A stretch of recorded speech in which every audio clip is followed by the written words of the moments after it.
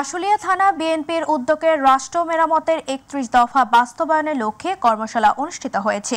বিকেলে শ্রীপুর এলাকায় আশুলিয়া থানা বিএনপির সাধারণ সম্পাদক গফুর মিয়ার সভাপতিত্বে এই কর্মশালায় প্রধান অতিথি ছিলেন বিএনপির যুগ্ম মহাসচিব আব্দুস সালাম আজাদ। এছাড়াও বিএনপির কেন্দ্রীয় কমিটির সহ পরিবার কল্যাণ বিষয়ক সম্পাদক ডক্টর দেওয়ান সালাউদ্দিন, ঢাকা জেলা বিএনপির সভাপতি নিপুণ রায় চৌধুরী, আব্দুস সোবহান সহ বিএনপি ও অঙ্গ সংগঠনের নেতাকর্মীরা উপস্থিত ছিলেন।